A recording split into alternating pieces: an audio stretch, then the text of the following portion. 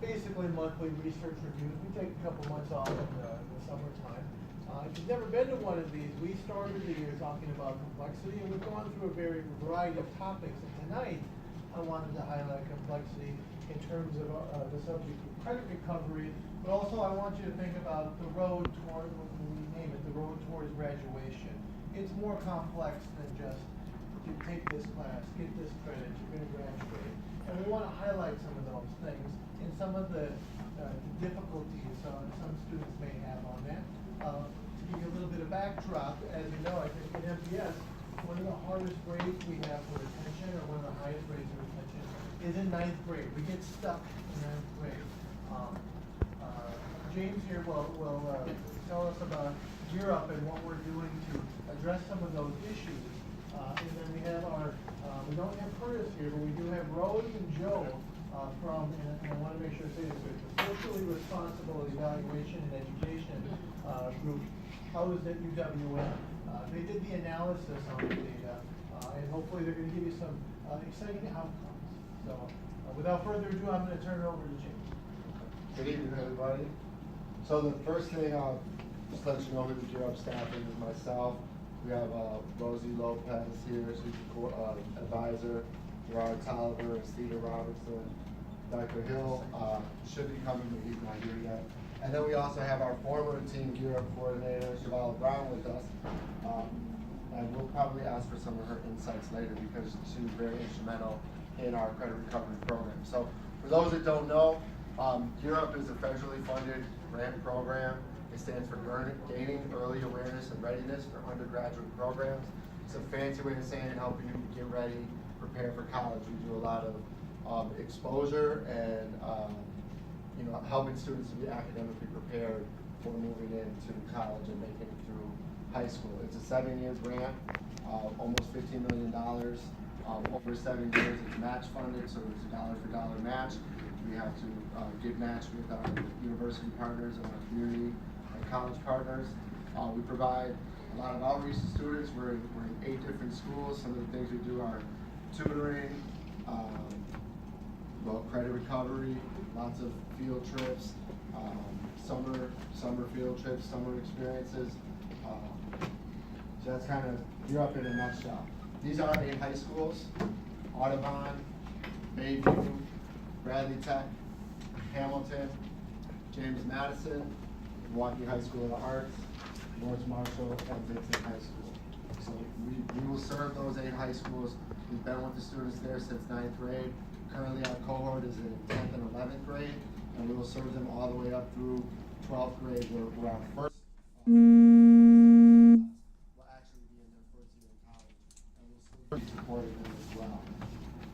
So the theory behind credit recovery, like Mark had alluded to earlier, we know that our 9th grade retention rate is a problem, and especially at some of our schools. When we first entered 9th grade with our cohort, we were looking at upwards towards 50% in some of our schools. And so identifying the students that need that credit recovery was key for us in that first year to make sure that they were staying on track for on-time graduation, which is one of the things that will be looked at in terms of how our performance is measured in our grant. So, credit recovery is designed to help schools graduate more students to get the credits that they didn't initially get, to make sure that they're staying on track and recovering those missing credits. And so Gear Up offered a unique credit recovery because the district at the time wasn't offering credit recovery for 9th grade. So we offered credit recovery in both 2014 and 2015. We're really going to talk specifically about our 2015 credit recovery during this presentation, but we will talk a little bit about 2014 as well. We looked at we had 2 cohorts at that time, so we had 9th and 10th grade cohorts, and they went to either Audubon or North Marshall for summer credit recovery program. And credit recovery is done through a combination of students being in the class, the hours that they're there, and being able to take that final exit exam, if you will, or proficiency exam. So just a couple weeks ago, we sat down with our evaluation team and said, we did this credit recovery. Let's really think about it and kind of come up with a logic model. And all of you guys have a copy of that. And that was just us kind of breaking down all the steps, all the intentions we had, the assumptions, the different factors, what we were trying to achieve through credit recovery, and we'll return to this logic model throughout. So the most important thing that I think for our credit recovery model is that it was done with a lot of intention, right? We were very intentional about the activities that we partook in to make sure that we got students to come to our summer credit recovery. So some of the things that we did, we reviewed all transcripts for our entire cohort. So over 5,000 transcripts between our 9th and 10th grade cohort from 8 high schools. Our Gear Up team, with the people that I introduced to you earlier, that are all here today, we sat down, reviewed all the transcripts, highlighted every single class that a student failed and could take over the summer, their core classes. As advisors, we were in the schools, we went to all of the classrooms and advertised that we were going to be doing credit recovery and the importance of it for our students to get engaged and get enrolled in credit recovery. And this is something that we've been talking to our students since 8th grade. You know, we've been going back and talking to them about the importance about hitting the ground running in the 9th grade. And then now we're talking to them about, you didn't hit the ground running, but we're trying to throw out another net for you. We want to make sure you graduate, right? So we went and talked to all of them. We sent home flyers and transcript, the highlighted transcript that was personalized by us, went home in the mail to every student with a letter saying your child has this many credits, they can make up some of these credits, and these are the classes that they can make up. And then we also had the breakdown of what classes were going to be offered in our summer school that year. We also made phone calls home to follow up, not with every single student, but the ones that we thought we really needed to reach out to.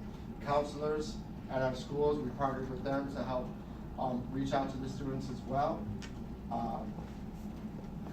Yeah, so that was the initial thing that we did. And you guys, any of the Gear Up team had anything more to say about that before I move forward? Because this is really key in terms of how we got the students here. This is an example of the letter. You probably can't see it all that well, but just to kind of let you know that we did send home a formal letter with the student's name, the number of credits they completed, the number that they were supposed to achieve, and just the importance of them coming to summer credit recovery to stay on track for on-time graduation. We were also intentional about hiring and preparing the staff. So we emailed a listserv of staff that said they were interested in all of our 8 Gear Up schools, and let them know that we were going to be, we were going to be having this summer school. We kind of looked at what teachers were doing. We were in the building. We understood which teachers were going to be able to build strong relationships with our students, which I think is a key thing when you're talking about working with students, especially with working with students that aren't as successful in high school, that are probably starting to get discouraged by their experience. We also consulted the counselors at every school in terms of what teachers they thought would be best to reach out to work with the students. And we held 2 mandatory staff orientations. One was specific to Gear Up, kind of letting the teachers know what the Gear Up mission was so that they could get behind our Gear Up mission and understand that we have the resources to support them that summer for whatever they needed to make sure that our students were successful. And then we also had one large general summer school orientation. When the summer school was going on, the advisors, coordinator, we were all present in the school. We made sure that students were able to register on site. So if they weren't registered previously, they could come day of. Second, third day, we had a team of people that were registering students on site. We reviewed and distributed summer school schedules. We were in the hall. We all had copies of the class locators to make sure the students could find their classes. Made sure all the teachers had that, the safety had all that. We hand delivered that to all the teachers. We looked at obviously who was able to get bus tickets because we provided transportation for those that were outside of that 2-mile walking radius. We obviously provided supplies for all the classrooms. And then they also had meals, so they had breakfast, lunch, and at one of the sites they were even offered dinner. Because our summer school was a full day summer school, started at 8 in the morning and went till 5 at night. Students were able to recover 2 credits maximum if they wanted to stay. So some other stuff that we did is we engaged families over the summer that helped to keep some students engaged, and I'm looking forward to seeing, you know, the research on those particular students where their families were also involved, because through Europe we run a program called the MILWAUKEE Parent Institute, where we talk to parents over a several week curriculum about the high school graduation requirements, the importance of their GPA and their class rank and all those things, choosing a college fit, financial aid, and just being generally prepared to move forward and have the most post-secondary options available as possible. We also had some incentives for students with good attendance. We had Summerfest tickets, we had Brewers tickets, we had movie passes that we would hand out. We had full weekly bus passes instead of just a bus ticket for students that had perfect attendance. So we really tried to make sure that we were building relationships with the students, and we were providing some incentives to make sure that they were coming and that they, you know, they saw that they were engaged and saw the importance of it.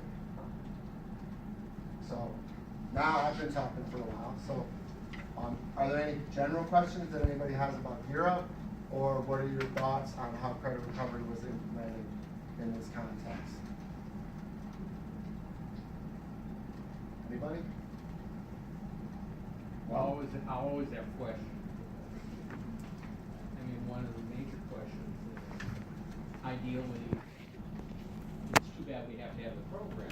So the question would be fundamentally, what have we learned about in the process of having these students recovering credits that would indicate what changes we need to make in the regular program so that we get into a situation where these kids don't find themselves in this program to begin with? Okay, so we'll definitely get to that question, Yeah. because there's a point later on where I think we're really kind of hit home on that question. But some of the stuff that wasn't mentioned here that I think, when you think about what does a school need to look like, because it was really impressive to go through these summer schools and see how engaged the students were and how well, how good the teachers were doing it, you know, building relationships and making sure that the students were engaged. And one of the things that we were able to do is, if we saw a class size was too big, we hired another teacher and opened up another classroom. So none of the classes were overwhelmingly large. There was a couple that for a few days they were, and they worked with it.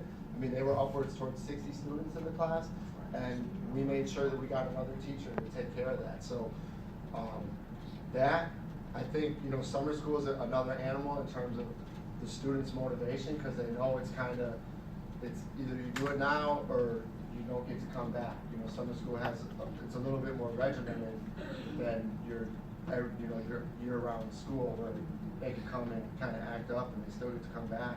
You know, there's no kind of gray area for that. Even though we did talk to teachers and ask, you know, them to be flexible in that kind of stuff, because we know that our students that are coming have been discouraged for whatever reason. And so if we need extra supports for those students, we'd rather do that than you said you're not going to deal with the student anymore and send them home, and now they don't have the opportunity to regain the credits. Yes, Shalala. Just to add on what James is saying, by the way, I'm Shalala. I used to work with the grant, but one of the things that's really good that the district is doing is that they also have standard-based grading. And so